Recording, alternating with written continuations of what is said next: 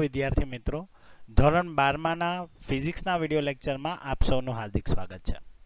Last video લેક્ચરની અંદર આપણે ઉદાહરણના 1 થી 3 ઉદાહરણ જે છે એના આપણે દાખલા જે છે એ જોયા હતા.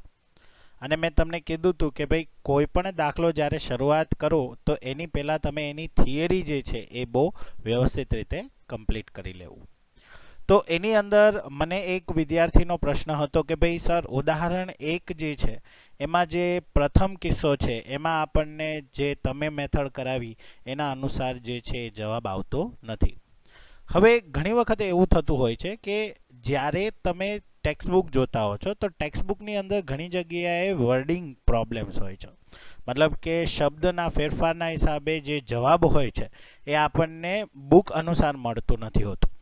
તો અગર તમે એ ક્વેશ્ચન ધ્યાનપૂર્વક વાંચશો તો તમને એમ કીધું છે કે જે કિરણાવલી છે એના ફોટોનની ઉર્જા તમારે શોધવાની છે. તો આપણી પાસે પાવર પણ આપેલો છે, આપણી પાસે સમય પણ આપેલો હતો અને એના અનુસંધાનમાં આપણે જે છે એ આખો દાખલો ગણ્યો હતો. ઘણી વખત શું થાય કે ભાઈ જે શબ્દના ફેરફારના હિસાબે શું થશે કે ભાઈ જે આન્સર તમારે એકચ્યુઅલમાં ગોતવાનો છે, હવે એ જે પ્રશ્ન છે એમાં એ લોકોએ આપણને સ્પષ્ટતા નહોતી કરી કે ભાઈ તમારે કિરણના આવૃત્તિના સંદર્ભમાં જે છે એ આપણે ફોટોનની ઉર્જા ગોતવાની છે. અને એટલા માટે આપણે જે આપણી મેથડ અનુસાર કર્યું તો એ જ આ મેથડને પાછો બીજા કિસ્સામાં એ લોકોએ રિપીટ કર્યો છે. એટલે ખાસ કરીને દાખલામાં એ વસ્તુનું તમારે ધ્યાન રાખવાનું છે કે ભાઈ શબ્દ અનુસાર શું કીધું છે. તો ઉદાહરણ 1 જો અગર ટેક્સ્ટબુક અનુસાર જોવા જઈએ તો ટેક્સ્ટબુકની અંદર એરર છે કે એ લોકોએ આપણને એ સંદર્ભમાં કીધું નથી કે ભાઈ આવૃત્તિના સંદર્ભમાં તમારે ગોતવાનું છે. અને એટલા માટે આપણે પાવરના સંદર્ભમાં આખો દાખલો કેલ્ક્યુલેશન કરેલો છે અને એમાં સેકન્ડ આન્સર પણ આપણને આવી જ જાય છે. તો આવું જ્યારે એક્ઝામમાં થાય તો આપણને પ્રશ્ન થાય કે સર, તો એક્ઝામમાં આપણે કઈ રીતે આને હેન્ડલ કરવું. તો એક્ઝામમાં જો તમને ચોખવટ ન કરી હોય કે ભાઈ આવૃત્તિના સંદર્ભમાં ઉર્જા ગોતો તો તમારે પાવરના સંદર્ભમાં જ ઉર્જા ગોતવાની રહેશે. બરાબર. બાકી તમને કીધું હશે દાખલામાં કે ભાઈ આ આવૃત્તિના સંદર્ભમાં તમારે ફોટોનની ઉર્જા છે એ ગોતવાની છે. કારણ કે આપણને એ કન્ફર્મ, જો ઘણી વખત એવું થાય ફિઝિક્સમાં એક સ્ટેટમેન્ટના હિસાબે શું થાય આખો દાખલો ચેન્જ થઈ જતો હોય છે. બરાબર. તો આપણે એ વસ્તુનું થોડુંક એવું ધ્યાન રાખવાનું અને બને ત્યાં સુધી આપણે એ વસ્તુનું ધ્યાન રાખશું કે ભાઈ જ્યારે પણ તમે દાખલા જોવો છો ત્યારે વર્ડ ટુ વર્ડ જે છે એટલીસ્ટ ક્વેશ્ચનને 2 વખત રીડ કરી લેશો તો આરામથી ખ્યાલ આવી જશે કે ભાઈ એમાં શું શોધવાનું છે. ઓકે. તો ઉદાહરણ જે 1 છે એના સંદર્ભમાં હું ખાલી એટલું કહીશ કે મેં જે રીતના તમને દાખલો ગણાવ્યો છે તમે એ સંદર્ભમાં ગણશો તો પણ સાચો થશે. જો ટેક્સ્ટબુકના સંદર્ભમાં જશો તો ટેક્સ્ટબુકમાં જે વર્ડિંગ છે ત્યાં આપણને એને મેન્શન નથી કર્યું કે ભાઈ આવૃત્તિના સંદર્ભમાં ફોટોનની ઉર્જા શોધો. ખાલી એને કીધું છે કે ભાઈ કિરણાવલી માટે ફોટોનની ઉર્જા શોધો. તો એટલા માટે આપણે શું કર્યું કે ભાઈ પાવરના સંદર્ભમાં ગોત્યું. બરાબર છે. તો તમે એ ઉદાહરણમાં એટલો ચેન્જીસ છે કાં તો તમે તમારા દાખલામાં ચેન્જીસ કરો, મેં જે રીતે ગણાવ્યું છે એમાં નહીં કરો અને ઓના સંદર્ભમાં રાખશો તો પણ વાંધો નથી. બરાબર. માત્ર ફેર એટલો છે કે જો આવૃત્તિના સંદર્ભમાં કે તો જ આપણે E = hf ફોર્મમાં ઉર્જા ગોતવી પડે. બરાબર છે. જેમ અત્યારે બાકીના દાખલાઓમાં તમે જોયું હશે. પણ આપણને આવૃત્તિના સંદર્ભમાં કીધું નહોતું. પાવરનો ડેટા અને જે તરંગ લંબાઈનો ડેટા બંને આપણને આપેલો હતો, સમય આપેલો હતો. તો એના સંદર્ભમાં આપણે જે છે આખો દાખલો કેલ્ક્યુલેશન કરેલો છે. ઓકે. તો ઘણી વખત શું થાય કે ભાઈ કન્સેપ્ટ જે છે એ મહત્વનો થઈ જાય. તો કન્સેપ્ટના બેઝ ઉપર છે એ આપણે વધારે ફોકસ રાખશું કારણ કે એની અંદર વર્ડિંગમાં જ્યારે ચેન્જીસ થાય છે તો ફિઝિક્સના જે દાખલાઓ છે એ બદલતા જ રહે છે. બરાબર. મેં તમને પહેલાં પણ કીધું કે એક દાખલો ઘણા બધા મેથડથી થઈ શકે. બરાબર છે. મેઇન થિંગ ઇઝ ધેટ કે તમે એ કન્સેપ્ટને એપ્લાય કરતા શીખો. ઓકે. અને એ તો માત્ર જ્યારે તમે થિયરી સ્ટડી કરો છો ત્યારે તમને અંદાજ આવી જશે. ઓકે. આજના વિડિયો લેક્ચરની અંદર આ ચેપ્ટરની જે લાસ્ટ 2 થિયરી છે એ આપણે સમજવાની છે. જેમાં એક થિયરી આપણે ઓલરેડી થિયરીના જે લેક્ચર હતા ત્યારે આપણે જોઈ ગયા હતા કે ભાઈ પ્રકાશનું જે દ્રવ્ય સ્વરૂપ છે, જેમાં આપણે આઇન્સ્ટાઈનની ઘણી બધી થિયરીઓ જે છે એ રિફર કરી હતી. બરાબર. આજે એમાં જ થોડુંક આગળ છે એ બ્રોગલીની થિયરી છે એ આપણે જોશું. અને સાથે સાથે ડેવિઝન અને ગરમનનો જે પ્રયોગ છે જે આપણને તરંગવાદ પણ સાથે સાથે સમજાવે છે. એ સિવાય તીવ્રતા અને જે વિદ્યુત સ્થિતિમાન છે એના વચ્ચેનો સંબંધ જે છે એ આપણને ડેવિઝન ગરમનના પ્રયોગમાં મળે છે. હવે આ ચેપ્ટરને અગર એક્ઝામ પોઈન્ટ ઓફ વ્યૂથી જોઈએ તો એક્ઝામ પોઈન્ટ ઓફ વ્યૂથી આ ચેપ્ટર જે છે એમાં દાખલાઓ સૌથી વધારે પૂછાય છે. એટલે આપણો જે મેઇન ફોકસ છે એ દાખલા તરફ વધારે રહેશે, બરાબર. પણ દાખલાની સાથે સાથે જેમ કીધું એમ કે ભાઈ થિયરી પણ ઇમ્પોર્ટન્ટ જ છે, બરાબર છે. એટલા માટે પહેલાં આપણે થિયરી કમ્પ્લીટ કરશું એન્ડ દેન આપણે દાખલા ઉપર વધારે ભાર આપશું. ઓકે, તો ચલો મિત્રો આજનો વિડીયો લેક્ચર સ્ટાર્ટ કરીએ. હેલો વિદ્યાર્થી મિત્રો, ધોરણ 12ના ફિઝિક્સના વિડીયો લેક્ચરમાં આપ સૌનું હાર્દિક સ્વાગત છે. તો લાસ્ટ વિડીયો લેક્ચરની અંદર આપણે દાખલાઓ જોયા જેની અંદર મેં તમને કીધું કે ભાઈ દાખલાઓની જે તૈયારી કરીએ ત્યારે એ પહેલાં તમારે થિયરીની જે છે એ તૈયારી ખાસ જરૂરી છે. હવે એમાં મને એક જે પ્રશ્ન જે છે એ વિદ્યાર્થીએ પૂછેલો હતો કે ભાઈ ઉદાહરણ જે 11.1 છે તો એની અંદર જે ઉર્જાની જે કિંમત છે એ ટેક્સ્ટબુકના આન્સર સાથે સમાન નથી આવતો. અગર તમે એ ક્વેશ્ચન જોશો તો ક્વેશ્ચનમાં તમને એમ કીધું છે કે ભાઈ કિરણાવલી જે છે એની તમારે ઉર્જા ગોતવાની છે, ફોટોનની ઉર્જા, બરાબર. તો ફોટોનની ઉર્જા અગર તમે ફાઇન્ડ આઉટ કરતા હોય, બરાબર, કે અગર આપણે ફોટોનની ઉર્જા ગોતવી છે, હવે આપણી પાસે પાવરની કિંમત તો હતી, સમય જે હતો એ પણ હતો. તો આ જે મેથડ છે એ ડાયરેક્ટલી આપણે શું કરી શકીએ કે યુઝ કરી શકીએ. અને કદાચ તમે જોયું હશે કે એનો જે સેકન્ડ જે સ્ટેપ છે, બીનો જે ભાગ છે, એની અંદર એને આ જ પદ્ધતિનો યુઝ કર્યો છે, બરાબર. એટલે હકીકતના જે ઉદાહરણ 11.1 છે એમાં આપણને પ્રશ્નની અંદર થોડોક સુધારો છે કે ભાઈ પ્રશ્નમાં આપણને એને કહેવું જોઈએ કે કિરણાવલીના જે તરંગ લંબાઈ અથવા તો જે કિરણાવલીની જે આવૃત્તિ છે એના સંદર્ભમાં ઉર્જા શોધો. તો જો આપણને આવૃત્તિના સંદર્ભમાં ઉર્જા શોધવાનું કે તો આપણે ઉદાહરણના પ્રમાણે HFની ફોર્મ્યુલા યુઝ કરી શકીએ અને અહીંયા જે તમને આવૃત્તિ દાખલામાં જે આપેલી છે એનો યુઝ કરી શકીએ, બરાબર. પણ આપણને એવું કીધેલું હતું નહીં, આપણને માત્ર એમ કીધું હતું કે ભાઈ કિરણાવલી જે છે એની ફોટોનની ઉર્જા શોધો. અને આપણે જે ડેટા જે હતો, બરાબર, પાવર હતું, સમય હતો, એટલે પાવરના સંદર્ભમાં આપણે આખું સમ છે કેલ્ક્યુલેટ કર્યો. એટલે જો તમે આના સંદર્ભમાં અગર એક્ઝામમાં કદાચ આવો ક્વેશ્ચન પૂછ્યો હોય અને તમે પાવરના સંદર્ભમાં લખો છો તો તમારે એ ખાસ જોવાનું કે એમાં ક્વેશ્ચન શું કીધો છે, બરાબર. ક્વેશ્ચનમાં જો આવૃત્તિના સંદર્ભમાં કીધો હોય તો તમે આ ફોર્મ્યુલા યુઝ કરી શકો, બરાબર. જો આવૃત્તિના સંદર્ભમાં ના કીધું હોય અને કિરણાવલીની ઉર્જા છે, ફોટોનની ઉર્જાના સંદર્ભમાં કીધું હોય તો તમે આ ફોર્મ્યુલાથી દાખલો ગણશો અને એ તમારો આન્સર છે એ સાચો ગણાશે.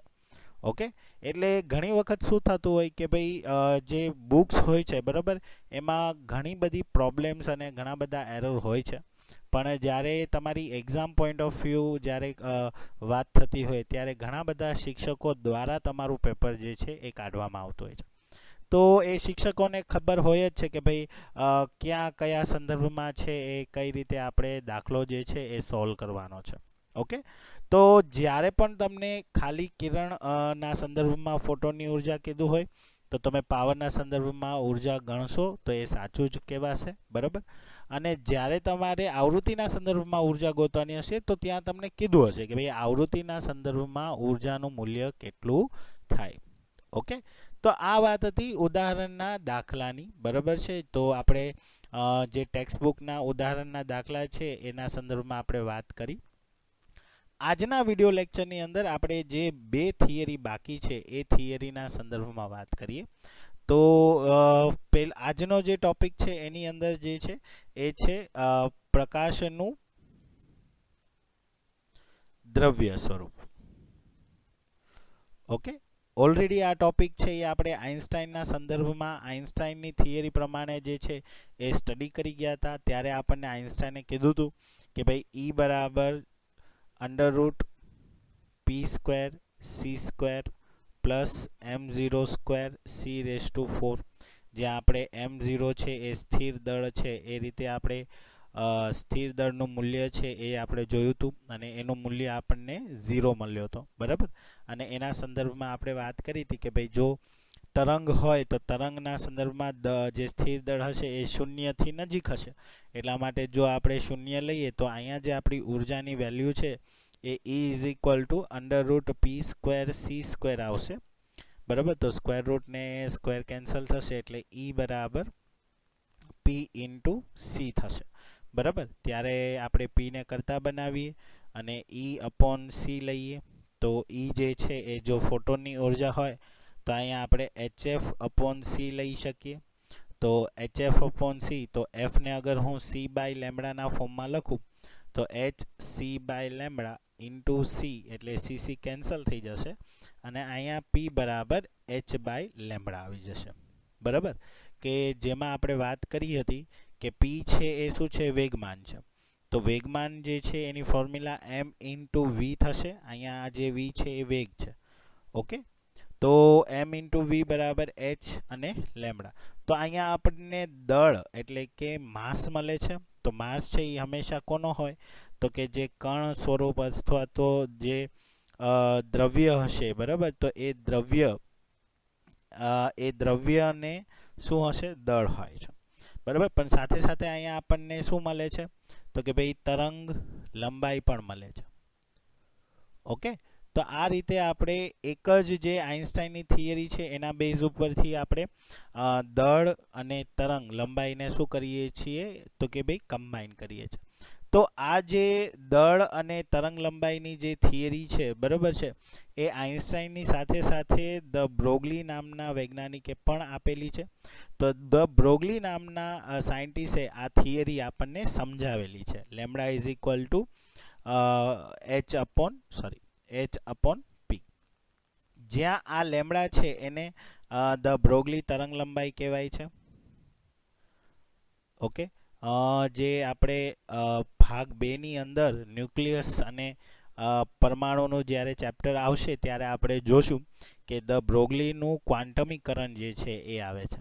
તો એના સિદ્ધાંતમાં એને આ આખી ફોર્મ્યુલા જે છે એ સાબિત કરેલી છે.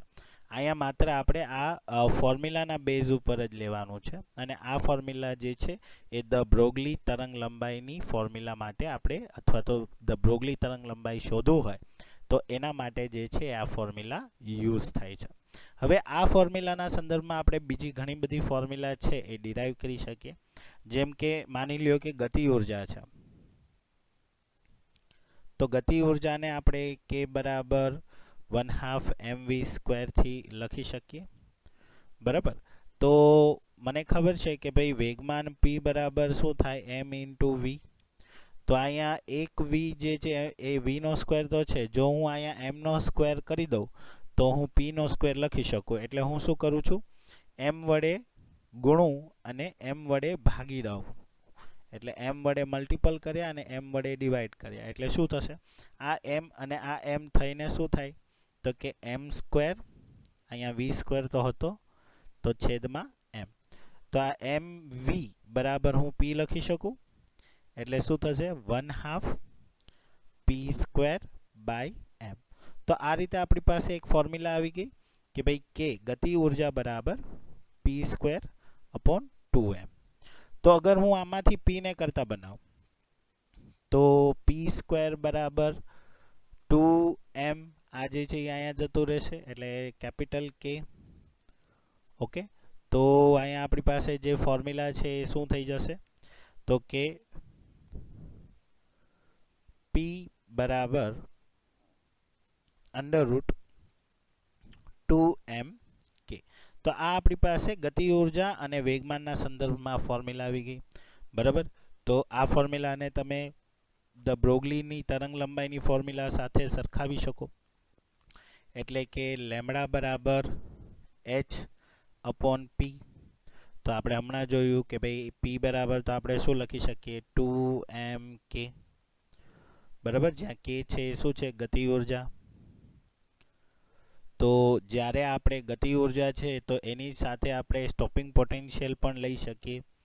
તો આપણને ખબર છે કે ભાઈ k બરાબર hf -50 છે. એવી રીતે HF માઇનસ HF 0 થશે. તો K ની બદલે તમે ત્યાં EV0 એટલે કે સ્ટોપિંગ પોટેન્શિયલ પણ લઈ શકો. તો HF માઇનસ HF 0 બરાબર 1/2 mv². તો આ બધી ફોર્મ્યુલાને અગર એક સાથે લખીએ તો અહીંયા K એટલે શું થશે, અને અત્યારે આપણે ગતિ ઉર્જા કહીએ પણ ઇન શોર્ટ ત્યાં છે તો ઉર્જા. તો ઉર્જાના સંદર્ભમાં તમે ત્યાં કોઈ પણ ઉર્જા લઈ શકો. For example H/√2m. તો EV જે છે એ પણ ઉર્જા છે, ઉર્જાનું સ્વરૂપ છે. એ જ રીતે અગર થર્મલ હોય, બરાબર છે, તો થર્મલ ઉર્જા તમે ત્યાં લઈ શકો તો કે 2m, તો કે F/2 kb × T. આ આપણી થર્મલ એનર્જી થઈ ગઈ, બરાબર, જો થર્મલ એનર્જીના સંદર્ભમાં તમને પૂછ્યું હોય તો. તો આવી રીતે એક જ ફોર્મ્યુલાના બેઝ ઉપરથી ઘણી બધી ફોર્મ્યુલા જે છે એ આપણે ડિરાઈવ કરી શકીએ છીએ. ઓકે મિત્રો, તો આ જે છે એ ધ બ્રોગલીની થિયરી છે. ધ બ્રોગલીની દ્રવ્ય કે પ્રકાશને એઝ અ દ્રવ્ય સ્વરૂપે એને આપણને સમજાવ્યું છે. ઓકે, તો સાથે સાથે જે આ ચેપ્ટરનો લાસ્ટ ટોપિક જે છે કે ભાઈ ડેવિઝન ગરમરનો પ્રયોગ. તો ડેવિઝન અને ગરમરનો પ્રયોગ, તો આ પ્રયોગ જે છે એ પણ આપણને દ્રવ્ય અને ઉર્જા જે છે એના સંદર્ભમાં જે છે એ આપણને પ્રકાશને સમજવામાં મદદરૂપ થાય છે. હવે આ પ્રયોગ જે છે એ એકદમ ઇઝી છે. તમને ખ્યાલ હોય તો કે આપણે પરમાણુ જે છે, પરમાણુની રચનાના મોડલમાં રધરફોર્ડ, બરાબર, રુથરફોર્ડનો જે પ્રયોગ હતો એમાં આપણે એક જે છે એ સોનાના વરખ ઉપર આપણે શું કરતા કે ભાઈ જે ક્ષ કિરણો છે અથવા તો આલ્ફા કિરણો છે, એ આલ્ફા કિરણો જે છે એનું પ્રતાંડન કરતા અને એમાંથી આપણને અલગ અલગ દિશામાં જે ઝિંક સલ્ફાઇડ, બરાબર, એની જે સપાટી હતી એ સપાટી ઉપર આપણને એક બ્રાઇટ સ્પોટ છે એ મળતા. એટલે આ જે કણો છે એ કણો જે છે એ શું કરતા હતા તો કે પ્રકીર્ણન પામીને જે સ્ક્રીન છે, બરાબર છે, તો એ સ્ક્રીન સાથે અથડાતા હતા. અને એના સંદર્ભમાં અહીંયા આપણે માઇક્રોસ્કોપ ડિટેક્ટર જે હતું, બરાબર છે, તો એ ડિટેક્ટર છે, બરાબર, તો એ ડિટેક્ટર જે છે એ આખું એની ગણતરી કરતી કે ભાઈ કેટલા કણો છે એ આપણને મળે છે, કેટલા કણો આપાત થાય છે અને કેટલા કણો જે છે એ આપણને સ્ક્રીન પર પાછા મળે છે. અને એના સંદર્ભમાં આખો પ્રકીર્ણનનો ટોપિક જે છે એ સમજાવેલો છે. આ પ્રયોગ સેમ જે છે એ તમારે ન્યુક્લિયસ અને પરમાણુના રચના, જે પરમાણુનું જે ચેપ્ટર છે એની અંદર આવશે, એટલે ત્યારે આપણે વધારે ડિટેલમાં જોશું. પણ આનો સેમ કન્સેપ્ટ જે છે ડિવિઝન અને ગરમરના પ્રયોગમાં આપણને જોવા મળે, બરાબર. તો એના પ્રયોગમાં અગર આપણે વાત કરવા જઈએ તો એને શું કર્યું હતું કે એક હાઈ વોલ્ટેજ, બરાબર, એક હાઈ વોલ્ટેજ ઉદ્ગમ લીધો. હવે આ હાઈ વોલ્ટેજની સાથે એને એક ફિલામેન્ટ છે એ જોડી દીધો, બરાબર. એટલે આ ફિલામેન્ટ શું થશે કે ભાઈ આપણને ખબર છે કે ફોટો ઇલેક્ટ્રિક અસર માટે જે પદ્ધતિઓ છે એમાં ફિલામેન્ટ દ્વારા પણ આપણે ફોટો ઇલેક્ટ્રિક અસર મેળવી શકીએ. તો જ્યારે આ હાઈ વોલ્ટેજમાંથી કરંટ પસાર થશે, બરાબર છે, એટલે આ ફિલામેન્ટ જે હશે એની અંદરથી આપણને શું થશે, ફોટો ઇલેક્ટ્રિક અસર જોવા મળશે.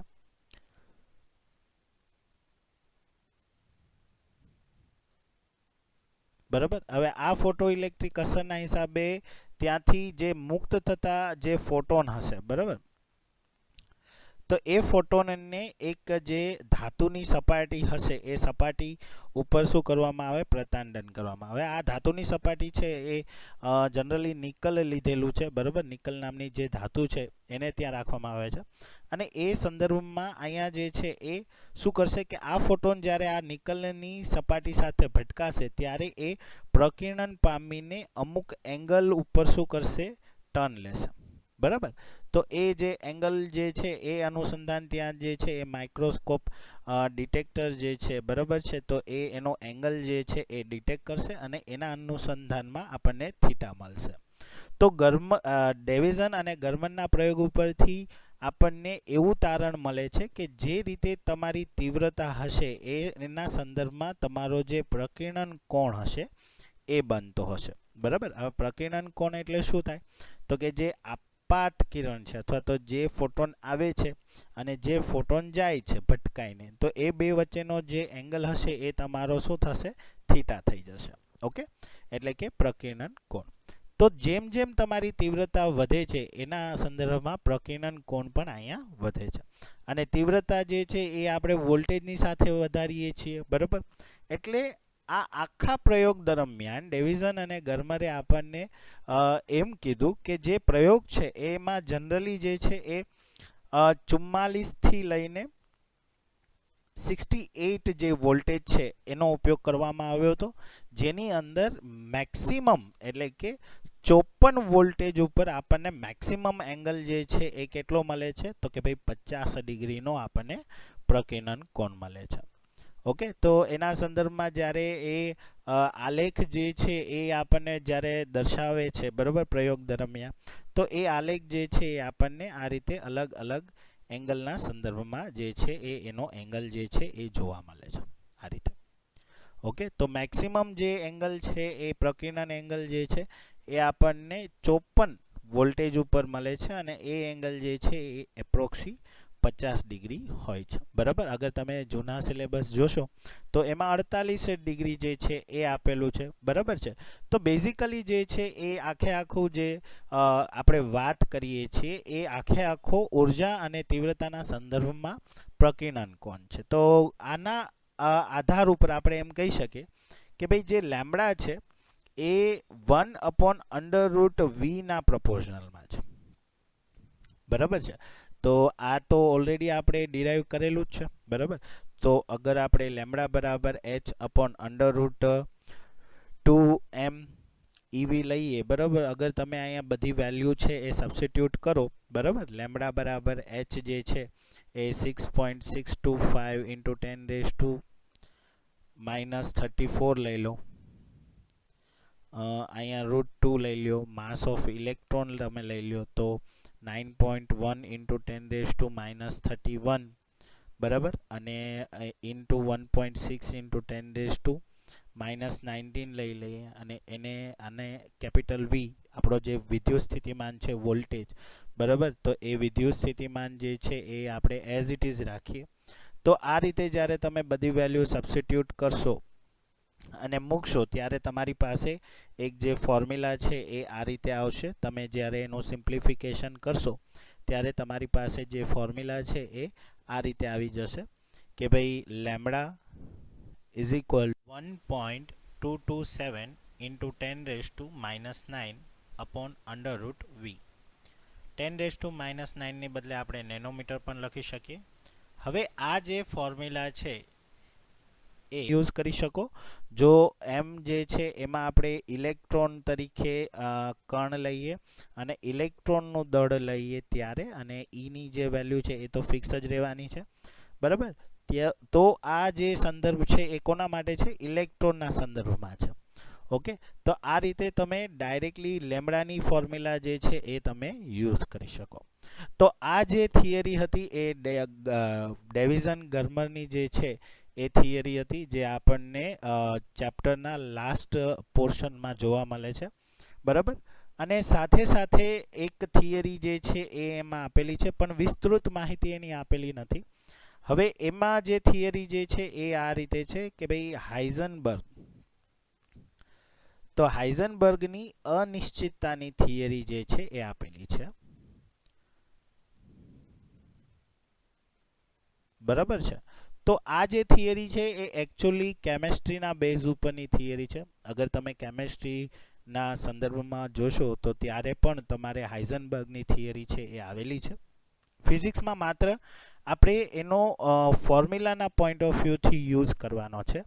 તો હાઇઝનબર્ગની જે થિયરી છે એ આપણને સ્થાન અને જે વેગમાન છે આ બંનેની અનિશ્ચિતતા વિશેની માહિતી આપે છે, જેમાં આપણે એવી રીતે લઈએ છીએ કે ભાઈ સ્થાનમાં થતી અનિશ્ચિતતા અને વેગમાનમાં થતી અનિશ્ચિતતા જે છે એ બેનો ગુણાકાર જે છે એ હંમેશા greater than or equal to હશે h/2π થી, બરાબર. તો h/2π ને ઘણી વખત h કટ પણ કહેવાય છે.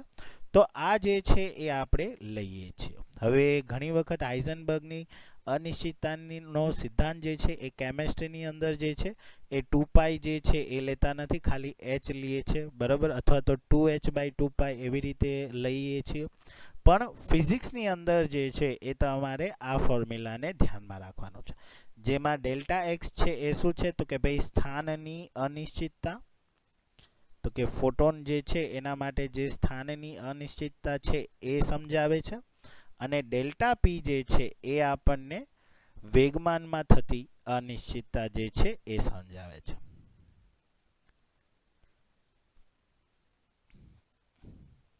ઓકે મિત્રો, તો આ રીતે જે છે એ આખે આખું અગર જો આપણે ચેપ્ટરને એનાલાઇઝ કરીએ, ચેપ્ટરને અગર આખે આખું સંદર્ભમાં જોઈએ, સમજીએ, તો તમને આઈડિયા આવશે કે જે ચેપ્ટર છે, બરાબર છે, એમાં સૌથી પહેલાં તો આપણે એ જોયું કે ભાઈ પ્રકાશ જે છે, તો પ્રકાશ આપણને તરંગ સ્વરૂપે પણ મળે છે અને દ્રવ્ય સ્વરૂપે પણ મળે છે, બરાબર. તરંગ સ્વરૂપે અગર વાત કરીએ તો એની જે એનર્જી છે એ HF ના ફોર્મમાં મળે છે.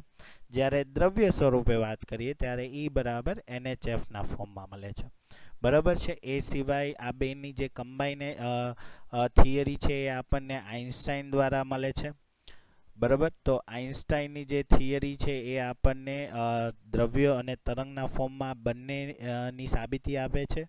પ્લસમાં જે ધ બ્રોગલી જે સાયન્ટિસ્ટ છે એના સંદર્ભમાં પણ આપણને જે થિયરી છે એ જોવા મળે છે કે ભાઈ E ઇઝ ઇક્વલ ટુ જે HF જે છે HF - phi 0 છે, 1/2 mv² બરાબર HF - phi 0 છે, લેમ્બડા બરાબર h अपॉन p છે, और h अपॉन √2m ev અથવા તો જે h upon √2m capital K છે એના સંદર્ભમાં જોવા મળે છે. તો અહીંયા આપણને એ ખબર પડે છે કે જેમ પ્રકાશ છે, બરોબર છે, તો એના બે વર્તુણક છે, તરંગ સ્વરૂપે છે અને દ્રવ્ય સ્વરૂપે છે. તો અંતે આપણે એવું તર્ક લગાવી શકીએ કે જ્યારે પ્રકાશ છે, બરાબર, તો એ જ્યારે શૂન્ય અવકાશમાં હોય, બરાબર, ત્યારે શૂન્ય અવકાશમાં જે હશે, બરાબર છે, તો જ્યારે માધ્યમ નથી ત્યારે એ કયા સ્વરૂપમાં આપણને મળે છે, તો કે ભાઈ ફોટોન સ્વરૂપે, બરાબર છે. પણ જ્યારે એ વાતાવરણમાં આવે છે, ત્યારે માધ્યમમાં આવે છે, ત્યારે એ આપણને તરંગ સ્વરૂપે જે છે એ પણ પ્રાપ્ત થાય છે. એ સિવાય ફોટોનના ફોર્મમાં પણ આપણને પ્રાપ્ત થાય છે, બરાબર છે. તો આ રીતે પ્રકાશ છે એ દ્વૈતીય સ્વભાવ ધરાવે, અને એના સંદર્ભમાં આખા જેટલા બી ટોપિક છે એ આપણે આ ચેપ્ટરમાં જોયા, એ બધા જ જે છે એ મોસ્ટ ઇમ્પોર્ટન્ટ છે. અગર તમે એક્ઝામ પોઈન્ટ ઓફ વ્યૂ વાત કરો કે ભાઈ એક્ઝામમાં આપણે આ ચેપ્ટરમાં જે છે એ શું ઇમ્પોર્ટન્ટ છે, તો આના જે દાખલા છે એ સૌથી વધારે પૂછાય છે. આમાંથી જે થિયરી છે એ થિયરીનો બેઝ છે એ થોડોક ઓછો પૂછાય છે, બરાબર છે, પણ દાખલાઓ જે છે એનું પ્રમાણ બહુ વધારે હોય છે. એટલે અગર જો આપણે આ ચેપ્ટરને વધારે સ્ટ્રોંગ પ્રિપેર કરવો હોય તો આપણે આ દાખલા જે છે એ તૈયાર વધારે કરવાના. પણ જેમ મેં પહેલાં પણ કીધું કે અગર જો તમારે દાખલા તૈયાર કરવા હોય તો થિયરી તો તમારે કમ્પલસરી કરવી પડશે. ઓકે, તો આ જે ચેપ્ટર છે એની થિયરી જે છે એ અહીંયા આપણે પૂર્ણ કરીએ છીએ, બરાબર. નેક્સ્ટ લેક્ચરની અંદર જે રિમેનિંગ જે થોડાક દાખલા ઉદાહરણના બાકી છે એ આપણે જોશું. ઓકે, તો થેન્ક યુ મિત્રો.